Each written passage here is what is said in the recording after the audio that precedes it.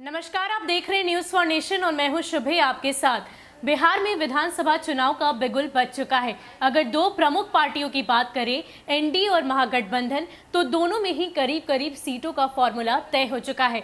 अगर महागठबंधन की बात करें तो इसमें आरजेडी को 144 सीटें, वहीं वाम दलों को 29 सीटें और 70 सीटें कांग्रेस को मिली है। तो कुल मिलाकर ये बात कही जा सकती है कि महागठबंधन में अगर अभी जो दो प्रमुख पार्टियां बची हैं वो सिर्फ और सिर्फ कांग्रेस और आरजेडी ही हैं। तो ऐसे में ये देखना दिलचस्प होगा कि कांग्रेस और महागठबंधन दोनों की क्या ताकत रही है। पिछले चुनाव के इतिहास में इन दोनों ने मिलकर क्या कुछ समीकरण तैयार किया था, कैसे इन दोनों को जीत मिली थी या नहीं मिली थी, इन सभी विषय पर आज हम चर्चा करेंगे और आपको बताएंगे कि पिछले 3 चुनाव में इन दोनों ही पार्टी की क्या कुछ ताकत रही थी। 2015 के चुनाव की अगर बात करें तो पिछले विधानसभा चुनाव में जेडीयू, आरजेडी और कांग्रेस एक साथ मिलकर चुनाव लड़े थे, जबकि दूसरी ओर बीजेपी, एलजेपी थी। इसमें आरजेडी को 243 सीटों में से 81 सीटों पर जीत मिली थी, जबकि 18% वोट। वहीं कांग्रेस को 27 सीटों पर जीत मिली थी, जबकि 6% वोट कांग्रेस को हासिल हुए थे। वहीं 4 वामपंथी दलों को मिलाकर 3% तक वोट हासिल हुए थे।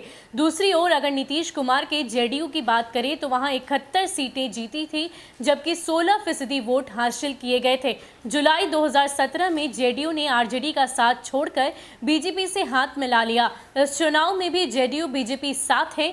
बीजेपी को 2015 के चुनाव में 53 सीटें मिली थी, जबकि 24% वोट हासिल हुए थे। एलजेपी को 2 सीट और 4% वोट हासिल हुए।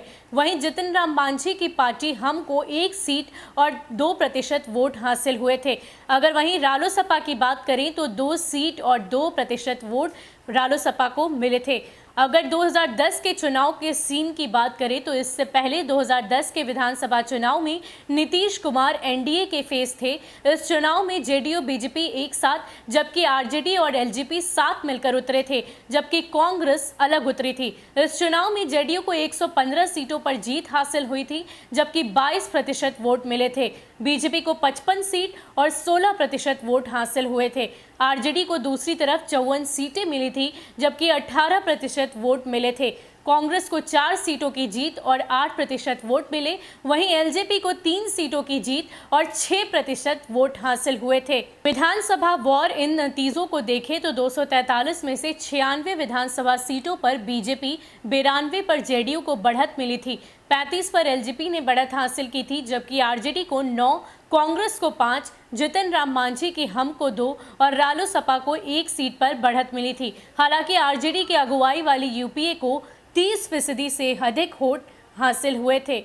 तो बता दें आपको कि इस वक्त महागठबंधन में 2 प्रमुख पार्टियां हैं, आरजेडी और कांग्रेस। और अगर इनके अतीत के पन्नों को उलट कर देखते हैं तो ये साफ तौर पर नजर आता है कि कांग्रेस की जो पकड़ है वो थोड़ी बहुत कम नजर आती है। हालांकि आरजेडी ज़्यादा से ज़्यादा वोट हासिल करने में पिछले चुनाव में सफल रही थी, वहीं कांग्रेस का जो वोट प्रतिशत था वो बस और बस 6% था। तो कुल मिलाकर ये बात कही जा सकती है कि इस बार महागठबंधन की पूरी जिम्मेवारी राजद पार्टी की है और देखना दिलचस्प होगा कि आगामी चुनाव में महागठबंधन की जो सरकार है, जो अभी पार्टी है, वो किस हद तक जीत हासिल कर पाती है।